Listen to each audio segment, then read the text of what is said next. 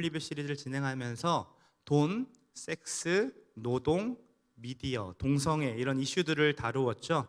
이러한 이슈들이 우리들에게 고민거리로 던져지는 이유는 이 성경에서 나타나는 해석과 세상이 바라보는 관점이 부딪히기 때문에 그렇습니다.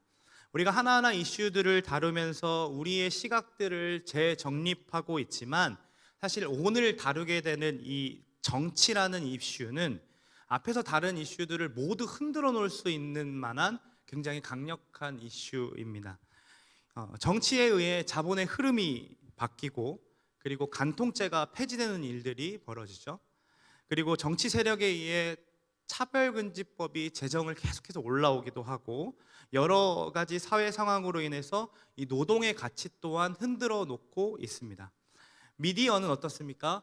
정치에 따라 가짜 뉴스들을 생산하고 편협한 시각으로 사건들을 바라보게 만들죠. 그뿐 아니라 건강보험료가 인상되는 것, 그리고 내신 성적이 대입에 반영되는 것, 안전된 주택이 공급받는 것, 그리고 직장 내 성차별이나 저소득층에 대한 세금 감면에 이르기까지 우리의 일상 모든 면에서 정치와 관련이 되지 않는 것은 없습니다. 그렇죠? 더 나아가서는 환경과 생태 문제, 우리의 먹거리까지도 정치적인 문제로 사용되죠. 이처럼 우리는 모든 영역에서 정치의 영향을 받습니다.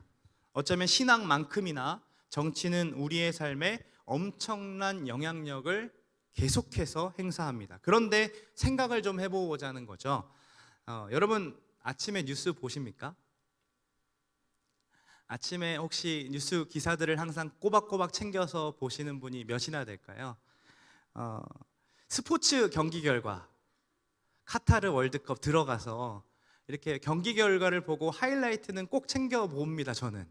그런데 뉴스는 잘 안 보는 것 같아요. 또 어떻게든 그 할인 정보, 그리고 막 크리스마스 세일 이런 정보들이 막 나오면 어떻게든 클릭해서 내가 살 수 있는 게 없을까라고 생각하며 그것들은 어떻게든 얻으려고 하는데 사실 우리의 삶에 굉장한 영향력을 갖고 있는 정치에서 일어나는, 사회에서 일어나는 일들에 대해서는 사실 무관심하다라는 거죠. 조규성이 외국 구단으로 이적하는 소식에 대해서 우리와 관련이 있습니까, 없습니까? 우리의 삶과 사실 없어요. 잘생긴 거 그냥 기분 좋은 것뿐이죠. 없잖아요. 그런데 거기에는 누가 데려갈까?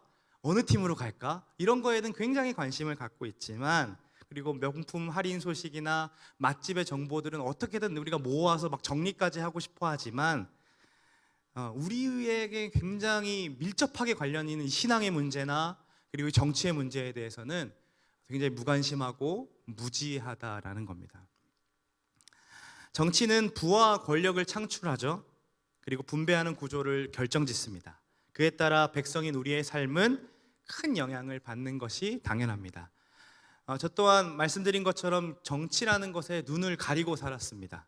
무관심했고요. 그게 어떤 영향을 나한테 끼치는지 상관없이 나는 그리스도인으로서 그저 교회 잘 다니고 그리고 하나님 말씀 안에서 경건하면 그걸로 좋게라고 생각했던 거죠.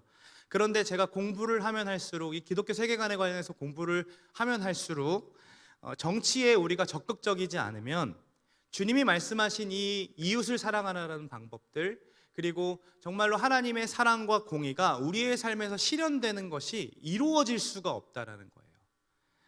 하나님께서는요, 지금 우리를 이 시대에 태어나게 하셨고 그리고 그 직장과 학업의 환경에 두신 이유가 있는 거잖아요. 그것을 우리는 소명이고 부르심이라고 이야기하는데, 우리가 그런데 그 모든 존재, 가정에도 정치가 있고 직장에도 학교에도 그리고 이 사회의 모든 것에, 교회에도 정치가 다 있는데 여기에 다 무관심하고 무지하고 무책임한 태도로 일관한다면 우리는 어쩌면 하나님이 하시고자 하는 일들을 부르셨지만 행할 수도 없는 일로 살아가고 있는 것이 아닌지는 돌아봐야 한다라는 겁니다. 여러분, 정치라는 단어를 한자어로 풀이하면 이렇게 합니다. 정사정에 다스릴지. 그러니까 바르게 다스리는 것이 정치입니다. 그러니까 바르게 다스리는 것은 국가뿐만이 아니라 교회에도 필요하고 직장과 학교에도 가정에도 필요하죠. 즉 우리의 모든 영역이 정치와 무관할 수 없다라는 것을 저 단어를 통해서도 알 수 있다라는 거예요. 그러나 정치 자체가 더럽고 부정한 건 아닙니다. 바르게 다스리는 게 정치니까요. 근데 그거를 하지 못하는 정치를 하는 사람의 문제라는 거죠. 그래서 우리에게는 의무가 있어요. 어떤 의무가 있습니까? 더럽고 부패한 사람이 정치를 하도록 만들지 않게 하는 투표권과 그거에 대한 발의를 할 수 있는 이 의무가 있다라는 거죠. 그래서 사람들이 촛불을 들고 밖으로 나가서 시위하는 이유는 국민으로서의 내 기본 권리를 보장받지 못할 것이라는 생각 때문에 촛불을 들고 나가는 거잖아요. 그런데 그리스도인들은 조금 달라요. 내 권리가 보장받지 못하는 것을 뛰어넘어서 하나님의 공의가 이 땅 가운데 실현되지 못하는 것이 보여진다면 우리는 마땅히 행동해야 된다라는 겁니다. 바르게 정치할 수 있는 사람을 세워야 되고 의견을 제시할 수 있어야 된다는 거죠. 그런데 우리의 문제는 뭐냐면 우리 사회가 너무 갈라치기를 해요. 그렇죠? 팩트가 무엇인지를 따지기도 전에 우리는 딱 한 가지의 진영을 이렇게 정해놓고 그 나머지 진영, 다른 상대방의 진영을 신랄하게 비판하는 것을 좋아합니다. 여러분, 그리스도인이 이러한 이슈들을 다루는 무기가 무엇이라고 했습니까? 뭐라고 했죠? 성경이라고 했습니다. 성경. 그런데 그러면 우리가 모든 이슈들을 바라볼 때 다 성경으로 해석하고자 하고 성경대로 바라봐야 하는데, 그저 우리는 어떻게 하냐면 내가 좋아하는 그 사람이 우파적인 견해를 갖고 있으니까 나도 우파, 혹은 내가 태어난 지역이 좌파 우세니까 나는 그래서 좌파라고 결정해버리고 거기 안에서 그냥 서로 비난하고 그리고 서로를 이렇게 내리깎는 것에 이렇게 편승한다라는 거죠. 우리 예수님은 좌파입니까? 우파입니까? 우리 예수님은 보수적이십니까? 혁명적이십니까? 우리 예수님 로마 정권에 맞서 싸우자는 그 바리새인들의 요구에 절대로 응하지 않으셨습니다. 그리고 가이사의 것은 가이사에게, 하나님의 것은 하나님의 것이라고 얘기하면서 개인의 영혼을 구하는 것이 훨씬 보수적인 것의 방법을 택하셨습니다. 그런데 한편으로는 성전을 개혁하는 일들이나 그리고 소외받는 이들에게 찾아가서 친구가 되어지는 일, 그들을 고치는 일들은 기존의 법을 개혁하고 혁명을 일으키는 일들이었기 때문에 예수님은 그렇게도 하셨습니다. 또 그분의 제자들 중에는 쿠데타를 일으켜서 이 메시아를 통해서 쿠데타를 일으키는 것을 준비하는 열심당원들도 있었습니다. 그게 시므온이었고 그리고 가룟 유다였죠. 그리고 그 한편에 또 제자 중에 또 누가 있었습니까? 로마 정권에 빌붙어서 살고 있었던, 그래서 돈을 벌이를 했던 세리였던 마태도 있었다는 거예요. 예수님은 본인이 어느 한쪽이 아니셨기 때문에 제자들을 두실 때에도 어느 한쪽으로 편협하게 모으시지 않으셨던 것을 우리가 성경을 통해서 알 수 있는 거죠. 그래서 우리 그리스도인들은 정치적인 이야기를 해야 할까요? 안 해야 될까요? 해야 합니다. 우리 스스로가 함께 의논을 나누고 그리고 편협한 시간으로 서로 대립하려고 하는 것이 아니라 무엇이 더 성경적이고 이 정책이 얼마나 성경적으로 해석되어야 되는지, 그래서 하나님의 공의가 어떻게 실현되어야 되는지 우리는 마을 모임 안에서 우리는 모임마다 나누어야 한다라는 거죠. 그래서 예수님의 관점으로 해석해낼 수 있어야 합니다. 어떤 사람들은 교회가 왜 정치에 관심을 두냐 하면서 지금 이 정치 얘기를 자꾸 하니까 귀를 닫아버리고 이제 졸고 싶어 하는 친구들이 몇 보여요. 근데 정치는 막 사단의 영역이라고 생각하면서 교회는 스스로 거룩과 경건을 지키기만 하면 된다고 생각하는데, 이 본문을 한번 읽어보겠습니다. 야고보서 말씀이거든요. 함께 읽어볼까요? 하나님 아버지 앞에서 정결하고 더러움이 없는 경건은 곧 고아와 과부를 그 환난 중에 돌보고 또 자기를 지켜 세속에 물들지 아니하는 그것이니라. 야고보가 말하는 경건이라는 것은 무엇입니까? 고아와 과부를 돌보는 것, 자기를 지키고 세속에 물들지 아니하게 하는 게 경건입니다. 정치에 관심을 끌고 고아와 과부를 돌볼 수는 있습니다. 그렇죠. 우리가 하는 것처럼 그럴 수 있잖아요. 그리고 자기를 지키고 세속에 물들지 않을 수도 있어요. 그런데 우리 그리스도인들이 정치에 관심을 두지 않으면 그 몫은 누구에게로 돌아갑니까? 타 종교인이나 그리고 믿지 않는 무신론자들에게 돌아간다라는 거예요. 그렇다면 법안이 제정되는 것 또한 그들의 몫이 되게 되겠죠. 예를 들면 이슬람은 한 나라를 정하고 이슬람화를 시키는데 이슬람을 믿는 사람들을 늘리는 데에 집중하지 않습니다. 오히려 이슬람을 그걸 갖고 있는 그 사람들을 정치권에 나아가게 한 다음에 그들의 법이 제정되도록 만듭니다. 그 법이 통과되기 시작하면 우리 어떻게 됩니까? 우리의 신앙을 지키는 것까지도 위협되게 된다라는 거죠. 즉 정치에 무관심한 태도가 결과적으로는 사회의 도덕성이 비성경적으로 추락되는 일을 우리가 경험할 수 있다라는 거예요. 영국의 청교도들도 자신들의 삶에서 이 개인적인 경건과 신앙생활만은 잘하면 될 거라고 생각하고 그것을 항상 우선시 삼았습니다. 그런데 영국의 왕이었던 제임스 1세가 나타나서 뭐라고 얘기하냐면 이렇게 얘기해요. 주교가 없으면 국왕도 없다. 이게 무슨 얘기냐면 이제 카톨릭화 시키겠다라는 거거든요. 기도문을 읽히고 그리고 주의를 온전하게 지키려고 했던 청교도의 확산을 막기 위해서 주일날 스포츠를 즐기는 정책을 만듭니다. 유흥 문화, 장려 정책을 만듭니다. 그런데 이게 건전한 문화가 아니라 어떤 거였냐면 곰을 막 창으로 던져가지고 죽이는 게임들을 하고요. 그리고 개들끼리 싸움 붙여가지고 개싸움들을 붙여가지고 내기하고 그걸로 도박하는 일들을 주일날 하도록 장려했던 거죠. 그러니까 청교도들은 주일날 가정 안에서 그리고 교회 공동체 안에서 하나님 말씀을 보고 그 말씀대로 살아가는 것이 가장 중요하다라고 생각했는데 자꾸 이 국교로 성공회를 정하면서 자꾸 강조하고 강요하기 시작하니까 여기에 못 이겨서 어떻게 됩니까? 그들이 신대륙으로 떠납니다. 그리고 메이플라워호를 타고서 어디로 가요? 우리 비전 트립 친구들이 가게 될 미국 동부로 향하게 되는데 거기서 떨어져서 거기 어디예요? 뉴 잉글랜드, 바로 미국 동부라는 거죠. 거기서 나라를 새롭게 세우는 거죠. 그래서 이 신앙의 자유를 찾아 떠나왔던 이들이었기 때문에 그들에게 가장 중요한 법은 이 신앙의 자유였습니다. 그래서 미국의 수정헌법 1조가 이렇게 나타납니다. 의회는 종교를 만들거나 자유로운 종교 활동을 금지하거나 발언의 자유를 저해하거나 출판의 자유, 평화로운 집회의 권리, 그리고 정부에 탄원할 수 있는 권리를 제한하는 어떠한 법률도 만들 수 없다. 이 조문의 의미가 뭡니까? 더 이상 국교라는 건 없다. 국가가 어떤 종교, 심지어 기독교까지도 추천하지 않고 철저히 종교적 중립을 지킬 것이므로 종교 문제는 개개인의 양심의 문제에 따라 양심에 따라 결정할 수 있다라는 법안을 먼저 세웁니다. 청교도들이 이렇게 한 이유가 무엇일까요? 하나님의 뜻대로 자신의 삶의 영역들을 확장해 나가고 싶은 건데 정말 다스리고 더 나아가서는 자신들을 부르신 이 세대를, 이 시대를 하나님의 공의와 사랑이 흘러갈 수 있도록 만들고 싶었기 때문에 이렇게까지 한 거라는 거죠.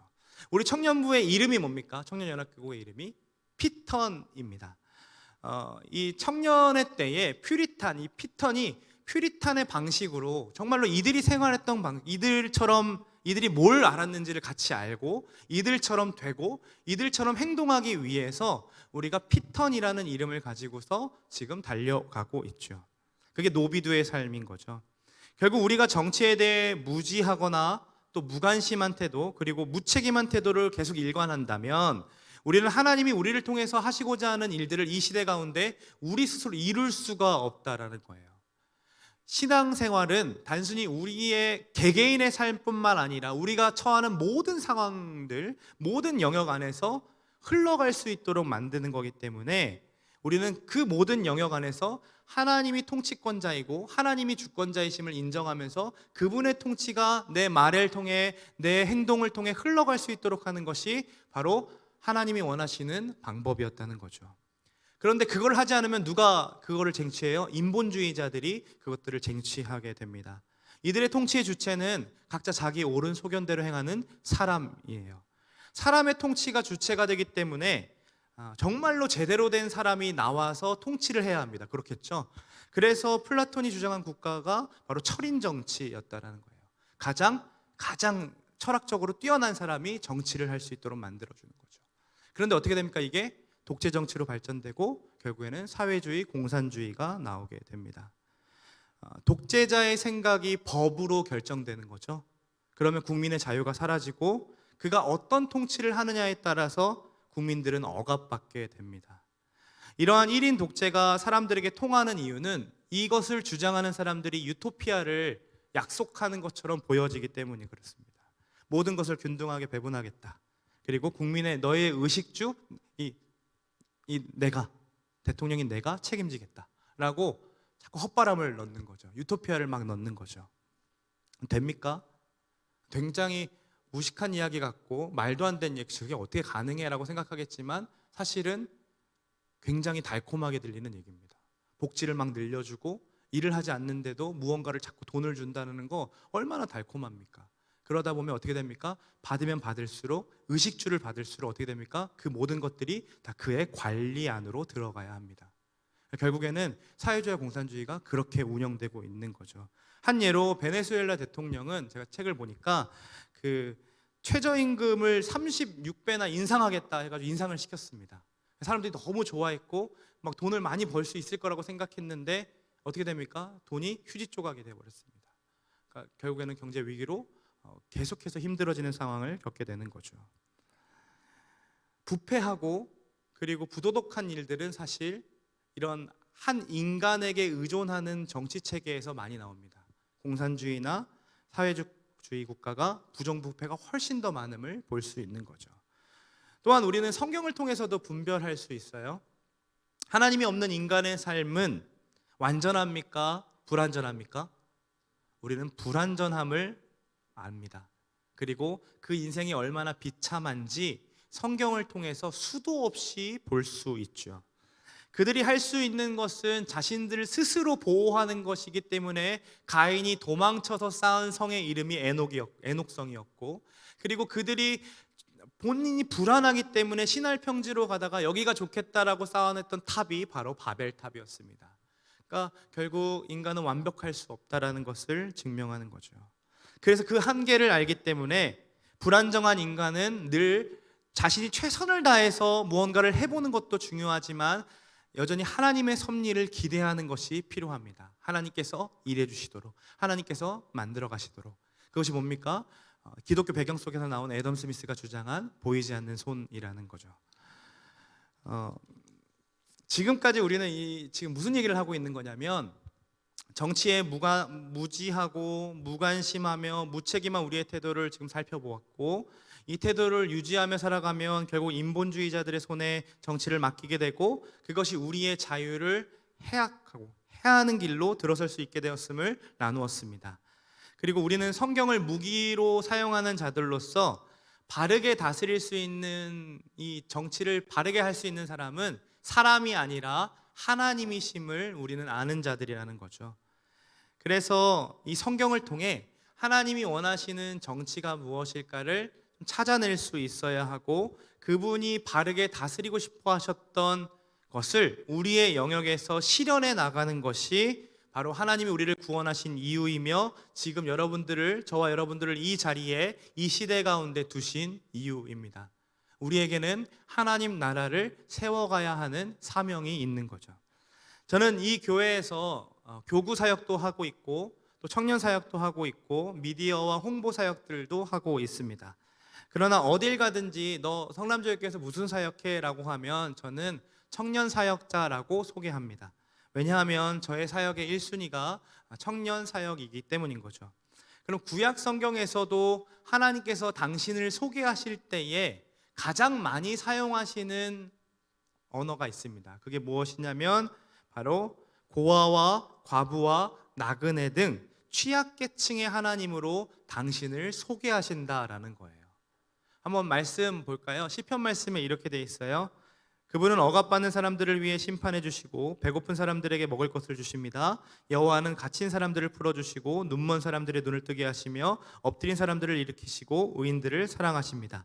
나그네를 보호하시며 고아와 과부를 붙들어 주십니다 라고 얘기하죠. 여호와 하나님이 어떤 분이십니까? 억압받는 자, 배고픈 자, 갇힌 자, 눈먼 자, 엎드려진 자, 고아와 과부와 나그네들의 하나님으로 당신을 소개하고 있다라는 거예요.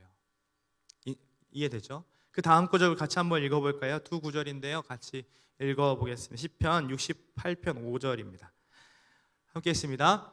그 거룩한 곳에 계시는 하나님은 고아들에게는 아버지이시며 과부들에게는 변호인이 되신다. 또 신명기엔 또 이렇게 말하고 있어요. 한 번 더 읽어볼까요? 그분은 그분은 고아와 과부의 사정을 변호하시고 이방 사람들에게 먹을 것과 입을 것을 주시며 사랑하시는 분이다. 하나님이 이 세상을 다스리는 주된 이유는 바로 이렇게 힘없고 연약한 이들을 찾아서 그 형편을 헤아리시는 것이었습니다. 그들을 위해 권능을 사용하세요. 무한하고 영원한 그 권능을 사용하시고 그들을 위해 정의를 실현하고자 하십니다. 그래서 이스라엘의 백성에게 주신 율법을 생각해 보면 그 율법은 있는 자들을 위한 율법이 아니라 가난한 이들의 편에서 그들을 보호하기 위한 법이었음을 알 수 있어요. 왜냐하면 사회적 지위가 낮은 계층일수록 이 정의에 취약할 뿐만 아니라 실제로 불의의 희생자가 굉장히 많이 나오기 때문입니다. 여러분, 신약 성경에서는 예수님을 어떻게 소개하고 있을까요? 우리가 복음서를 통해 예수님 삶을 면밀하게 살펴보면 그분도 역시 약자들, 연약한 자들의 친구였음을 알 수 있습니다. 예수님은 궁핍한 이들 가운데 태어나셨어요. 소외된 계층과 어울리셨죠. 의지할 데 없는 과부의 아들을 살려주셨고 부도덕한 여인을 깊이 존중해 주셨습니다. 그 당시 사회에 남성이 여성에게 말을 거는 것은 있을 수 없었던 일이었는데 예수님은 친히 사마리아 여인을 찾아가서 먼저 말을 거시며 성차별에 대항하십니다. 그리고 인종차별 문제에도 휩쓸리지 않으셔서 유대인에게만 복음을 전하고 하는 것이 아니라 유대인들이 미워하는 사마리아인을 가장 유명한 예화, 누가 이웃이냐 했을 때 가장 유명한 예화로 주인공으로 삼아내죠. 예수님은 유대인이 개처럼 여겼던 이방인들까지도 사랑하셨고 그들 중에서도 부도덕하다, 그리고 썩었다라고 생각했던 세리들, 그리고 심지어 삭개오를 만났을 때에도 그들과 함께 밥을 먹고 함께 유하기를 결정하십니다. 한센병 환자들 만나셨을 때 어떻게 했을까요? 우리 예수님 모두가 그 병을 만지며, 그 사람을 만지며 옮을 거라고 생각하고 그 병은 저주받은 것이라고 얘기하며 그를 격리시켰는데 우리 예수님 그에게 가서 직접 몸을 만지십니다. 한센병 환자가 여러분들이라고 생각해 보세요. 몇십 년간 이렇게 살면서 인간의 접촉을 한 번도 경험해 본 적이 없는데 우리 예수님이 직접 그 몸을 만지시고 고쳐주신다는 거죠. 그 인간의 따뜻한 온기를 예수님이 그에게 전달하셨습니다. 연약한 이들의 하나님이신 여호와는 자기 백성인 이스라엘 백성을 향해서 그들이 살고 있는 그 세상과 시대를 바르게 다스리기를 원하셨습니다. 그게 하나님의 정치인 거죠. 그래서 이렇게 말씀하세요. 예레미야 말씀 같이 한번 읽어보겠습니다. 여호와께서 이렇게 말씀하셨다. 정의와 의를 행하고 강탈당한 사람을 압제자의 손에서 구해주라. 이방 사람이나 고아나 과부에게 잘못 행하거나 폭력을 행하지 말고 이곳에서 죄 없는 피를 흘리지 말라. 네, 또 예수님도 잔치를 베풀 땐 또 뭐라고 하시냐면 가난한 사람들, 지체가 장애가 있는 사람들, 다리 저는 사람과 보지 못하는 사람들을 초대해라 라고 얘기합니다. 그러니까 잔치를 뭔가를 베풀 때 너가 선의를 베푼다면 나에게 돌아올 만한 사람들을 초대하지 말고 아예 받을 것이 없는 사람들을 좀 초대하라고 말씀하셨다라는 거죠. 만약 우리가 하나님을 믿는다라고 하면서 이 하나님이 관심 가지셨던 이 사람들에게 무관심하거나 하나님이 알고 싶어 하시고 하나님이 책임지시고 그들을 보호하셨던 것에 우리가 무지하고 무책임한다면 우리는 그분의 영광을 헛되게 만드는 것이고 그분의 아름다움을 보지 못하게 만드는 행동들인 겁니다. 그래서 우리의 눈은 항상 정치의 사회들을 바라볼 때 어디에 불의가 존재하는가 고민해 봐야 됩니다. 그리고 어디에 연약한 이들이 있는가 향해 가야 합니다. 우리의 눈과 발이 그렇게 가야 합니다. 성경에서 의로운 인물들을 살펴보면 의라는 것은 결국 하나님과의 관계가 바른 것을 의미하는 거잖아요.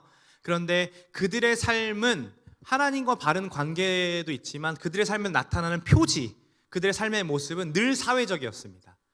욥에 이렇게 나와 있습니다. 같이 한 번 더 읽어보겠습니다. 내가 눈먼 사람들에게는 눈이 됐고 발을 저는 사람들에게는 발이 됐으며 가난한 사람에게는 아버지 같은 존재였으며 또 모든 문제가 생기면 해결해 주었고 악인의 턱을 깨트리고 그 이 사이에 물고 있는 것을 다시 찾아주기도 했었다. 욥은 단순히 재산이 많아가지고 기부하는 정도로 끝난 게 아니라 진짜 그들의 눈이 되어 주었고 발이 되어 주는 일을 했습니다. 그러니까 돈 몇 푼 주는 것으로 아버지가 된다라는 말을 할 수 없잖아요. 정말 그들의 아버지처럼 보호자가 되어 주었다라는 거죠. 그들의 문제를 해결하고 필요를 채워주는 일까지 감당했다라는 겁니다. 지금 시대로 따지면 독거노인들이 어디에 있는지, 우리 주변에 지금 아파하고 이 추위에 밖에서 잠을 잘 수밖에 없는 분들이 어디에 있는지 우리가 더 면밀하게 살펴보고 그들을 향해서 나아갔다라는 거죠. 우리 시대에도 이런 사람들이 많이 존재합니다. 우리 청년들 중에도 있고, 또 션이나 정혜영 부부를 우리가 참 좋아하지만 그들도 결혼하자마자 이런 약속을 했다고 하죠. 매일 10,000원씩 모아서 1년에 그렇게 모으면 365만 원이니까 그것을 우리가 후원해보자라고 했다고 해요. 그래서 노숙자분들을 찾아가서 식사를 제공하는 일, 그냥 돈만 후원한 게 아니라 직접 식사를 제공하는 일에 뛰어들었습니다. 그 일이 너무 기쁘고 행복해서 차라리 우리가 집을 사기 위해 돈을 모으는 것보다 이것을 포기하고 우리가 이 돈을 누군가에게 더 나눠주면 좋겠다 해서 지금은 100명의 어린이들을 후원하고 있다라고 해요. 그리고 그 봉사와 후원에 그치지 않고 희귀 난치병인 그 은총이라는 친구를 만나게 되면서 재활 어린이 병원을 세우는 것에 돈을 모으는 것에 앞장서기도 합니다. 심지어 국가도 하지 않는 일, 국가 유공자들의 집을 다시 건설해주고 지어주는 일까지 감당하고 있습니다. 그 선한 영향력이 어디로부터 출발됩니까? 그리스도의 사랑을 아는 것부터 출발되었습니다. 그는 이 시대에 자신을 둔 것에 책임을 다하고 있는 것이고, 그리고 그것이 자신이 해야 할 마땅한 것이라고 생각했던 거죠. 욥처럼, 션 전혜영 부부처럼 하나님 앞에 선 자들은 이 사회의 약자를 바라볼 수 있는 눈을 가지고 있고, 거기서 그치지 않고 직접 찾아가서 행동하는 모습까지도 보여준다라는 거예요. 그것이 누구의 삶이었습니까? 우리 예수님의 삶이었고, 우리 예수님이 그토록 우리에게 말씀하셨던, 내가 너희를 사랑한 것 같이 너희도 서로 사랑하라는 말씀이 바로 이 말씀까지 가야 된다는 거예요. 단순히 우리끼리 서로 사랑하는 것, 우리끼리 서로 이해하는 것이 아니라 더 나아가서 우리 공동체에 포함되어 있지 않는, 지금도 밖에서 하나님을 모르고 죽어가고 있는 영혼들이 있다는 걸 우리가 인식하고 그들을 향해 뛰어갈 수 있어야 된다는 거죠.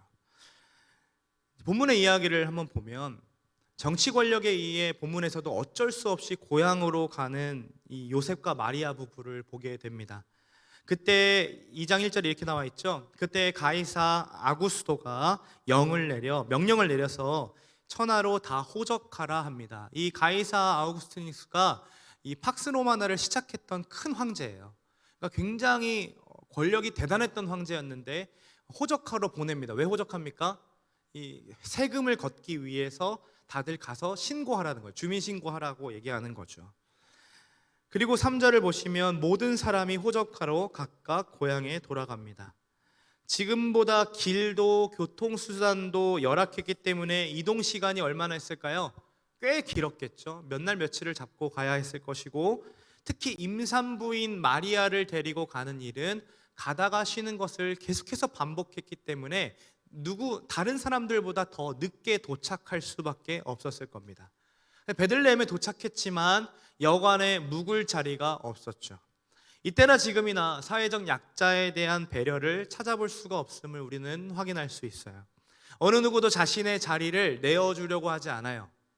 고향으로 돌아온 기쁜 날이기 때문에 그것에 대해서 즐기고 파티하는 것 너무 좋은 일이죠. 그러나 진짜 아파하고 있는 이가 방이 필요한 그 순간에도 누구도 방을 내어주려고 하지 않습니다. 그래서 우리가 잘 알들 아기 예수님이 저 마국간의 염을 통해 태어나게 되죠. 그런데 이 모든 역사가 단순히 가이사 아구스도 때문에 일어나는 것처럼 보이지만 말씀에 정확하게 역사적 사실을 이야기하면서 무엇을 얘기하고 있는 거냐면 이 역사, 가이사 아구스도 위에 역사를 주관하고 계시는 하나님이 있다라는 것을 우리에게 가르쳐주고 있다라는 거예요. 미가서 말씀을 같이 한번 읽어보겠습니다. 함께 있습니다. 그러나 너 베들레헴 에브라다야 비록 내가 유다 족속들 중 아주 작지만 이스라엘을 다스릴 사람이 너로부터 나올 것이다. 그의 근본은 먼 옛날, 아주 오랜 옛날로 거슬러 올라간다. 미가서 말씀에 베들레헴에서 예수님이 탄생하실 것을 예언합니다. 즉 요셉과 마리아는 베들레헴에 올라갈 수밖에 없었어요. 왜요? 구약 성경에 저렇게 나와 있기 때문에 그걸 성취하시기 위해 꼭 가이사 아구스도가 아니더라도 올라가는 것은 당연했습니다. 그러면 가이사 아구스도의 명령에 의해 올라가는 거 말고 그 명령이 없었다면 천천히 올라가서 여간에 묵을 곳도 있고 궁전이 아니더라도 그래도 좋은 형편에서 아기를 낳을 수 있는 환경도 되었지만 하나님은 꼭 이 호적하로 보내는 것을 사용하십니다. 왜냐는 거죠. 이거 2018년 뉴턴으로 제가 첫 설교했을 때 했던 본문이었습니다. 아무도 기억 못하죠. 그래서 제가 들고 왔어요. 기억 못할 거라 생각하고 바로 이 본문을 같이 봐야 이 누가복음 말씀이 해석이 될 수 있습니다. 레위기 25장 10절 말씀을 같이 읽어보겠습니다. 너희는 50년째 해는 거룩하게 하여 그 땅에 있는 모든 주민을 위하여 자유를 공포하라.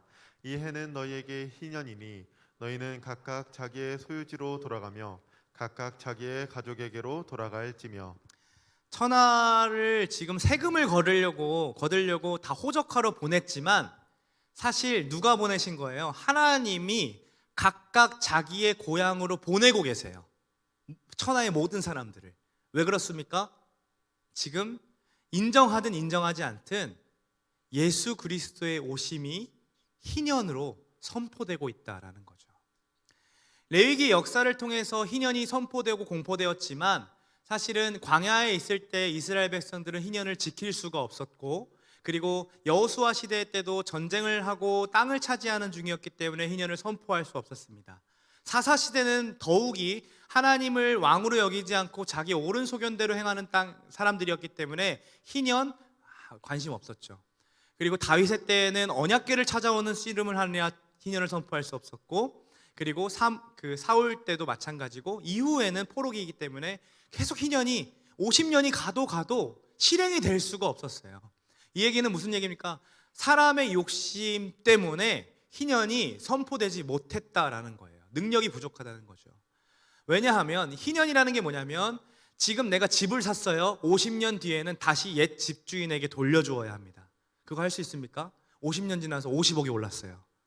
그거 다시 예전 집주인에게 돌려줄 수 있습니까? 그 일을 누가 하겠냐는 거죠. 그러니까 사람의 욕심 때문에 이 희년을 지킬 수가 없었습니다. 그런데 더 나아가서는 지킬 능력조차 안 되었습니다. 왜냐하면 이 희년은 하나님께서 선포하시는 희년이기 때문에 그런 거죠. 자유가 아무리 공포되어도 결국 그 진정한 자유, 진정한 평안은 하나님으로부터 오는 것을 지금 말씀을 통해서 보여주고 있는 거예요. 놀랍게도 하나님께서 지금 로마 황제를 사용하셔서 각각 자기 고향으로 돌아가게 하심으로 예수님이 이 땅에 오신 이유가 무엇인지를 분명하게 선포하고 계십니다. 무엇입니까? 진짜 희년, 가난한 이들의 아버지가 되셨던 그분이 이제는 이 땅으로 오셨다.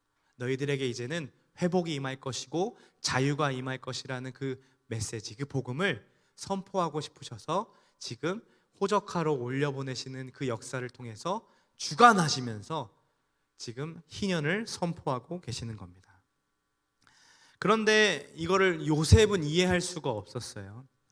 모두가 이기적으로 살고 있기 때문에 어느 누구도 지금 임산부가 있는데도 아무도 방을 내주지를 않아요.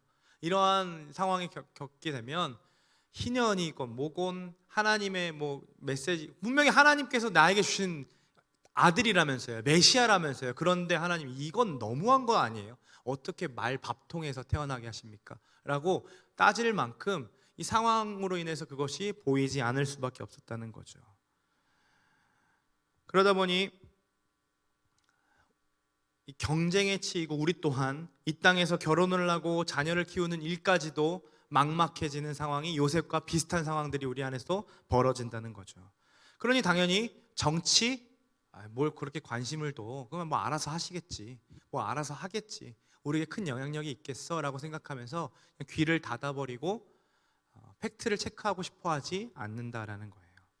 여러분, 근데 우리는 기억해야 합니다. 우리가 인정하든 인정하지 않든 이 역사를 주관하고 싶어 하시는 분, 분명하게 주관하고 계시는 분은 우리 아버지 되시는 하나님이십니다. 그리고 우리 하나님께서는 여전히 우리를 통해서 우리 시대를 하나님은 바르게 다스리고 싶어 하신다는 거예요.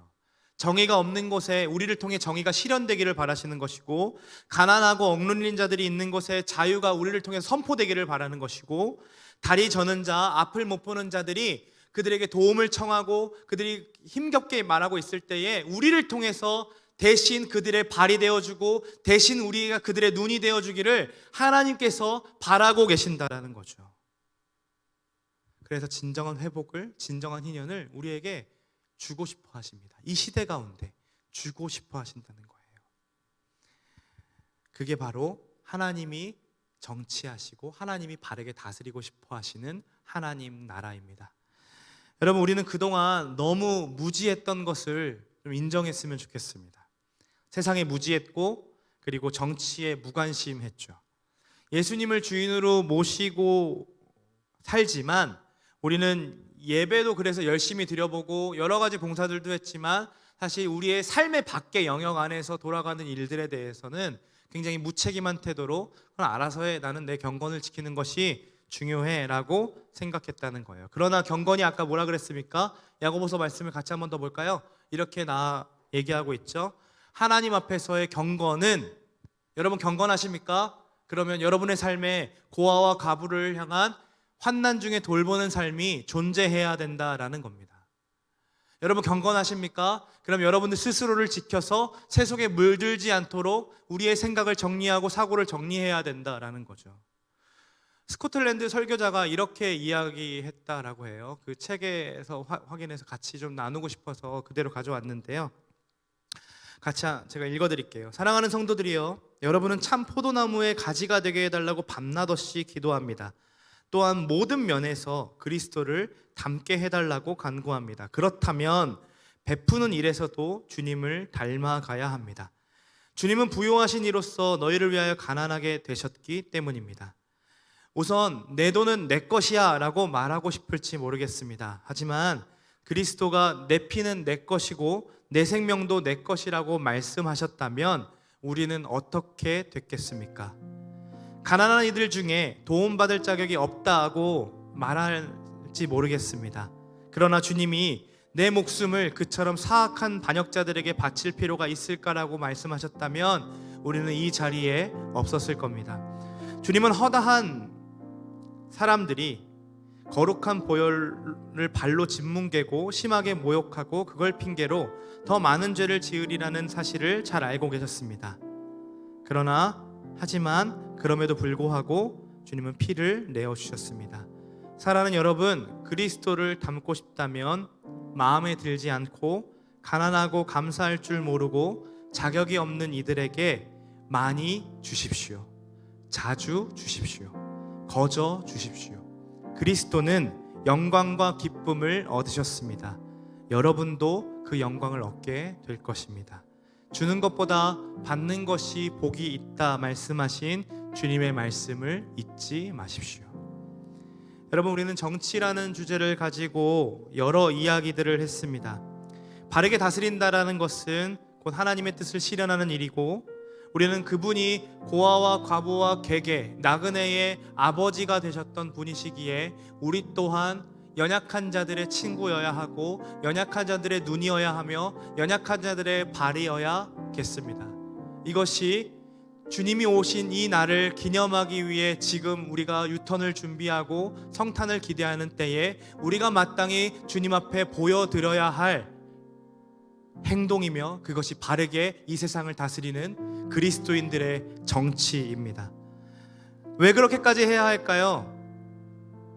그들 모두가 우리와 같이 하나님을 닮은 하나님의 형상들이기 때문입니다. 또한 우리는 우리를 구원하신 예수 그리스도의 은혜와 사랑을 먼저 받은 자이고 거저 받은 자이기 때문에 우리도 그들에게 나아가야 한다라는 거죠. 여러분, 우리의 눈이 어디에 불의가 존재하는지를 기필코 찾아내서 그 불의를 의로 바꾸는 역사가 우리를 통해 흘러가기를 소망합니다. 우리의 눈이 어디에 연약한 사람이 더 머물러 있을까를 고민해서 그 연약한 일을 향해 우리가 가지고 있는 것들을 내어주는 일까지 우리가 해봤으면 좋겠습니다. 여러분, 곧 크리스마스가 다가옵니다. 여러분, 유턴을 어떻게 준비하시겠습니까? 정말로 우리가 경건하게 준비해봤으면 좋겠습니다. 여러분, 경건이 뭐라 그랬습니까? 고아와 과부와 객에 그들을 돌보는 일인 겁니다. 여전히 이 추운 겨울에도 밖에서 잠을 청할 수밖에 없는 이들을 찾아가서 그들에게 하나님의 사랑을 전하는 것입니다. 그들을 향해 나아갈 수 있는 발과 손과 용기가 우리에게 꼭 있었으면 좋겠습니다. 우리 마을데이 하고요, 우리끼리 함께 모여서 수료하고요, 그래서 우리끼리 같이 나누고 먹는 일에는 너무나도 기뻐하고 서로 자발적으로 자원해서 재정을 투자합니다. 그런데 우리가 거기에서만 그치고 밖에 여전히 못 먹고 여전히 힘들어하고 있는 영혼들에게 관심이 없는다면 우리 그리스도인 아닌 거예요. 우리 예배드린 거 아닌 거예요. 저는 도전합니다. 우리의 마을 마지막 모임이 단순히 식당을 정해서 많이 먹는 것으로 끝나는 것이 아니라 우리가 그 가는 길 가운데 어느 영혼을 섬길 수 있을지를 고민하고 함께 그에게 복음을 전해줄 수 있는 우리가 되었으면 좋겠습니다. 정말로 우리의 성탄을 앞두는 이 우리의 삶이, 한 주간의 삶이 그 영혼들에게 필요한 것들을 채우기 위해 애를 쓰는 자들이 되기를 소망합니다. 우리의 정치, 우리의 바른 다스림을 통해 정말 그 희년의 역사가 이들에게 맛보아졌으면 좋겠습니다. 우리 그 마음 가지고 같이 함께 일어나서 이 찬양 함께 올려드립니다.